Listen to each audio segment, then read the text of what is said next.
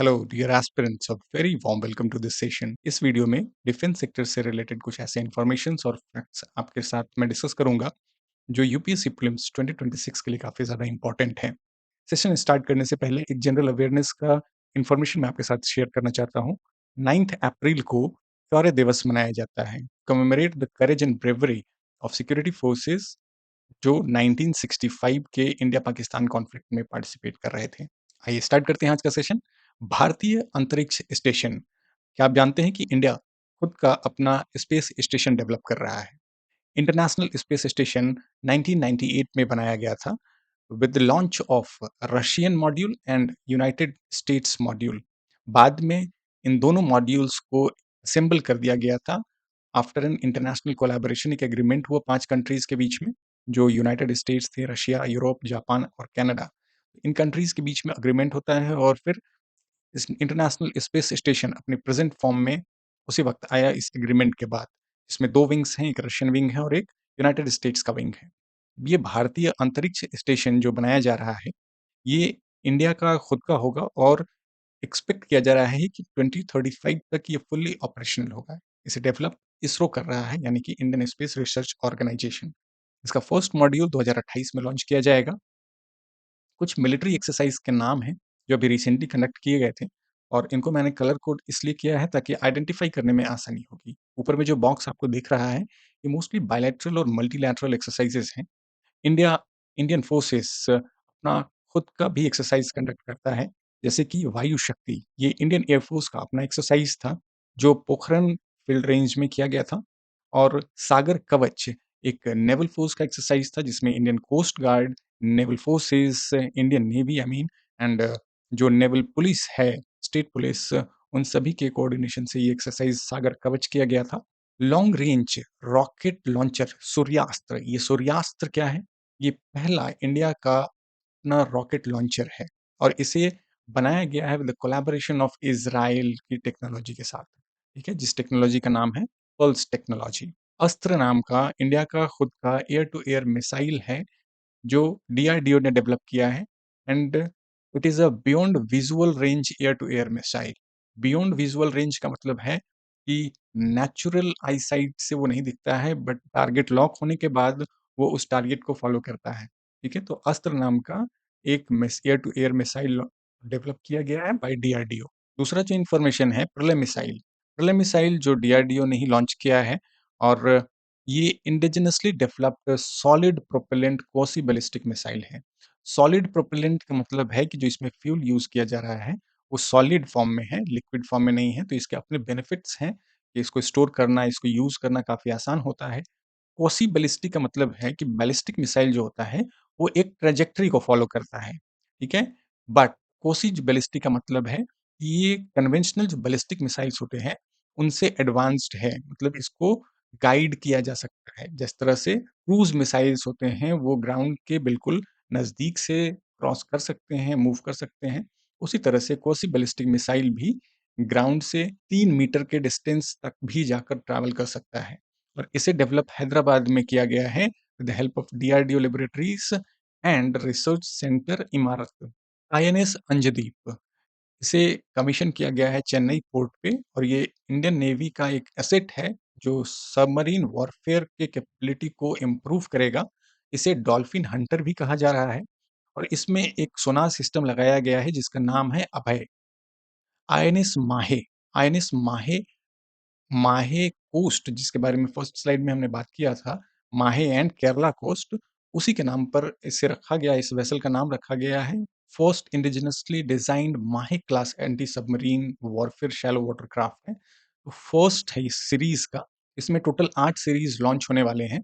ये इंडिया का largest worship है जो डीजल इंजन और वाटर जेट प्रोपल्सन से चलता है और इसे डिजाइन कोची में कोचिन शिपयार्ड लिमिटेड के द्वारा किया गया है। थर्ड नंबर पे आप देख रहे हैं, इसका नाम है आईएनएसवी कौंडिन्या। ये पुराने ज़माने में जिस तरह के शिप्स होते थे, वेसल्स होते थे, उसी आधार पर इसे डेवलप किया गया है। ये स्टिच्ड शिप है और जो हेरिटेज है ट्रेड का, मैरीटाइम का, उसको रिकॉग्नाइज करने के लिए इसे बनाया गया है। और इसका जो जर्नी है उसको लॉन्च किया गया था तो इंडिया टू ओमान ये गया था। National maritime heritage complex Lothal में बनाया जा रहा है। जैसे आप जानते हैं कि लोथल को इंडस वैली सिविलाइजेशन का पोर्ट सिटी भी कहा जाता था। तो इसे नीदरलैंड्स के साथ कोलैबोरेट करके डेवलप किया जा रहा है। आईसीजीएस समुद्र प्रताप, ये इंडियन कोस्ट गार्ड का वेसल है आईसीजीएस समुद्र प्रताप, और इंडिया का पहला पॉल्यूशन कंट्रोल वेसल होगा ये। ये गोवा शिपयार्ड लिमिटेड के द्वारा डेवलप किया गया है। और इसकी खासियत ये है कि ये मैरीटाइम एनवायरनमेंट में जो भी क्राइसिस होता है, उसको हैंडल करने के लिए कैपेबल है। और इसकी एक और खासियत ये है कि इसमें वुमेन ऑफिसर्स भी होंगी। इंडियन नेवी ने 2 डाइविंग सपोर्ट वेसल्स को कमीशन किया है, जिनका नाम है आईएनएस निस्तार एंड आईएनएस निपुण। इसे हिंदुस्तान शिपयार्ड लिमिटेड ने बनाया है, जो विशाखापट्टनम में लोकेटेड है। और 7 शिप्स इन प्रोजेक्ट 17A सीरीज, इसमें टोटल 7 शिप्स बनाए जा रहे हैं। जैसे अभी माहे क्लास में मैंने बताया आपको कि टोटल 8 शिप बनाए जाएंगे, जिसमें कि आईएनएस माहे पहला है। उसी तरह से प्रोजेक्ट 17A के अंदर टोटल 7 शिप्स को डेवलप किया जाएगा, जिसमें नीलगिरी, उदयगिरी, हिमगिरी, तारागिरी, महेंद्रगिरी, दुनागिरी एंड विंध्यागिरी। ये टोटल 7 शिप्स हैं।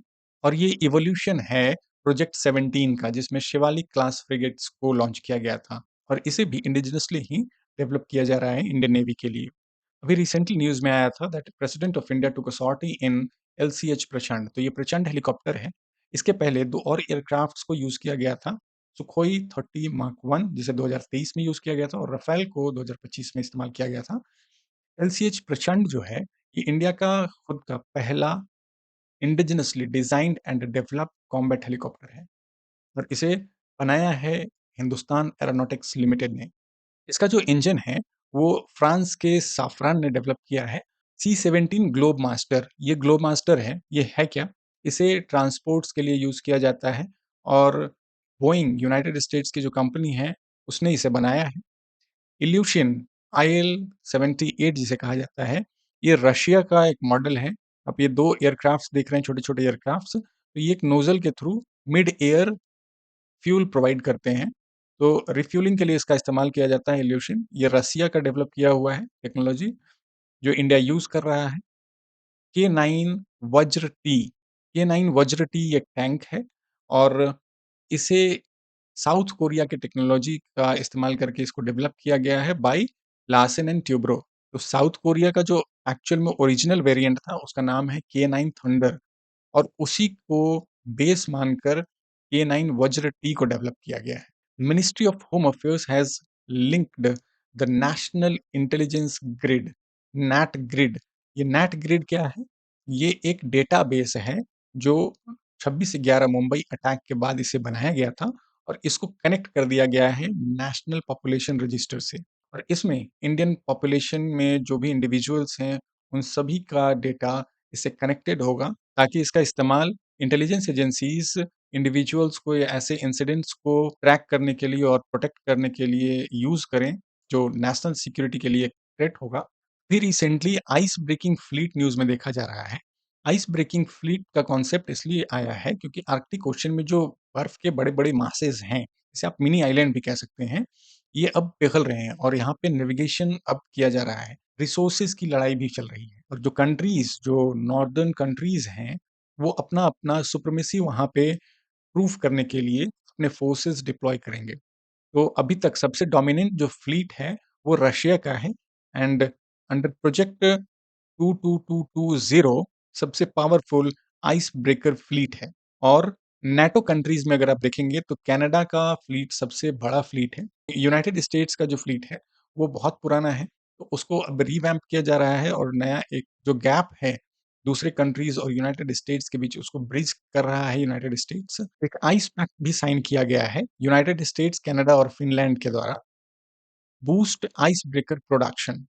और रशिया और चाइना का जो ग्रोइंग इन्फ्लुएंस है आर्कटिक में, उसको काउंटर करने के लिए ये कंट्रीज अपने आइस ब्रेकिंग फ्लीट्स को और बढ़ाने की कोशिश कर रहे हैं। BrahMos aerospace testing facility Lucknow में बनाया गया है। अभी ब्रह्मोस मिसाइल है, इसके बारे में कुछ बेसिक नॉलेज मैं आपको बता दूं। ब्रह्मोस का नाम ब्रह्मपुत्र रिवर और मोस्कवा रिवर, जो रशिया का है, इनके नाम पर रखा गया है। और इसे रशिया और इंडिया के कोलैबोरेशन से डेवलप किया गया था। ब्रह्मोस का एक इवॉल्व वेरिएंट है, जिसका नाम है BrahMos NG next generation missile. ये जो कन्वेंशनल ब्रह्मोस मिसाइल होते थे, उनसे छोटा होता है और स्मार्टर वर्ज़न है, यानी कि ये गाइडेड मिसाइल की तरह भी काम कर सकता है। भार्गव अस्त्र, ये माइथोलॉजी से लिया हुआ एक वर्ड है। इसका मेन काम होगा, भार्गव अस्त्र एक एंटी ड्रोन सिस्टम होगा।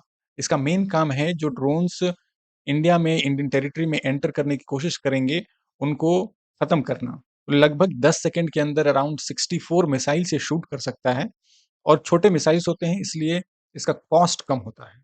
इसे डिज़ाइन किया गया है as a low cost and hard kill solution और ये डेवलप किया गया है solar defence and aerospace limited के द्वारा।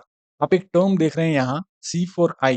तो ये जो सिस्टम काम करता है, एंटी ड्रोन सिस्टम, इसका अपना command control communication computer and intelligence system है, जो ग्राउंड से वर्क करता है।